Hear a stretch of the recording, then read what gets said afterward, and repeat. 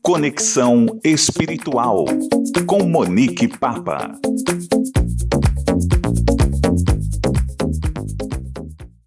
Olá, queridos amigos, tudo bem? Para quem não me conhece, eu sou Monique Papa, sou criadora do canal Luz da Alma e hoje aqui no Conexão Espiritual nós vamos falar a respeito de novas formações familiares. Pois é, há muito tempo a Justiça já aceita novos conceitos de família. Desde a Carta Magna de 1988, a família é constituída não somente pelo casamento, mas também pela união estável e muitas vezes considerado também como família um pai ou uma mãe que sejam pai ou mãe solteiros, que também constituem a sua família. Além disso, o Conselho Nacional também já aprovou a união de pessoas do mesmo sexo. Porém, apesar de toda essa evolução nos quesitos das leis humanas, as pessoas ainda na sociedade têm muito preconceito e desrespeito e têm dificuldade de aceitar essas novas formações familiares. Isso acontece por conta de um conceito pré-concebido, que desde lá do Concílio de Trento, a Igreja Católica já vinha com a constituição de que após a formação dessa família através do casamento, esse casamento seria indissolúvel, ou seja, não poderia haver separação ou divórcio. Mas esse conceito de família foi se modificando ao longo do tempo. As leis foram se adaptando, porém a sociedade tem dificuldade ainda de entender, interpretar todas essas leis. Então, antigamente, nós víamos a figura da família constituída por um homem, uma pessoa do sexo masculino e uma pessoa do sexo feminino, que de alguma forma se casavam, se uniam e tinham ali seus filhos, gerando e constituindo uma família. Hoje já existem 19 tipos diferentes de formações familiares. Além dessa união homoafetiva, existem outras formações familiares. Muitos casais optam hoje por não terem filhos. Outros casais muitas vezes têm os seus filhos e esse casamento não pendura. E aí eles acabam fazendo a dissolução desse casamento. E não significa que eles não possam ser felizes e encontrar um novo parceiro. Então, muitas vezes, eles acabam buscando pessoas que também passaram por essa mesma experiência, por essa mesma vivência, e aí formam famílias pluriparentais, ou seja, famílias diferentes, pessoas, casais, que eram de famílias diferentes, acabam se unindo, formando uma nova família, e aí os filhos passam a conviver juntos. Como a doutrina espírita explica tudo isso? Quando a gente estuda o Evangelho segundo o Espiritismo, lá no capítulo 14, os espíritos nos esclarecem a respeito de duas formações familiares.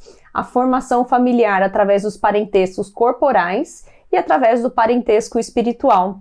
Através do parentesco corporal, nós estamos vinculados muitas vezes com espíritos de encarnações anteriores, que a gente está aqui se reencontrando numa mesma família. São espíritos que nós temos afinidade. Mas tem outras situações em que a gente também está nessa família corporal, nessa existência, justamente para resgatar nossas dificuldades anteriores, resgatar com espíritos que muitas vezes nós tivemos dificuldade, que a gente vem nessa existência na mesma família, justamente para que a gente tenha a oportunidade de modificar essas relações.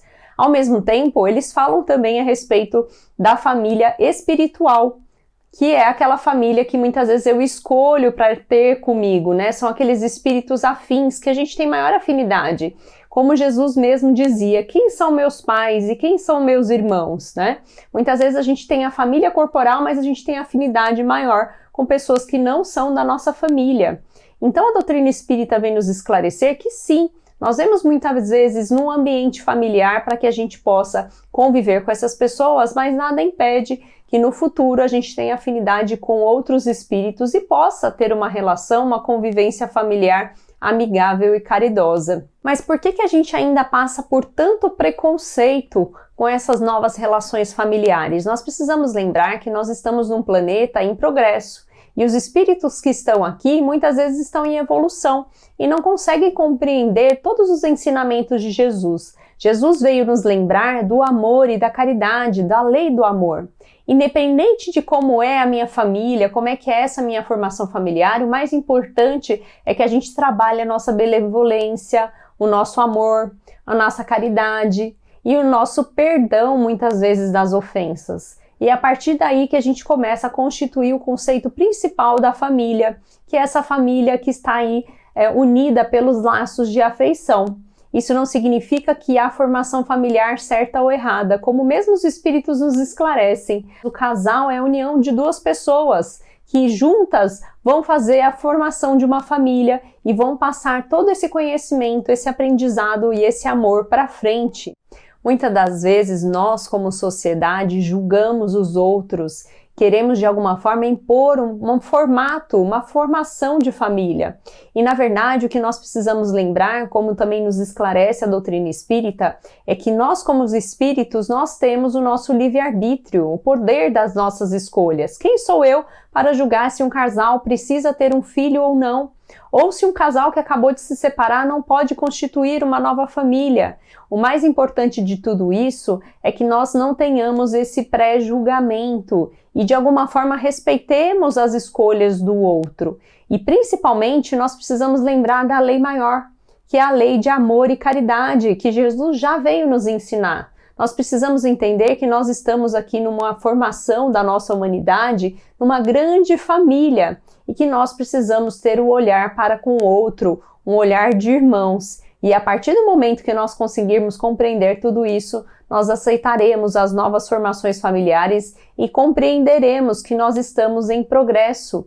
E a partir daí, a gente vai se amar. Amar independente da forma como a gente quer constituir aí a nossa família, mas nos olharmos com esse amor, com esse sentimento de caridade e fraternidade. Espero que vocês tenham gostado desse tema de hoje. Um beijo grande e até o próximo Conexão Espiritual.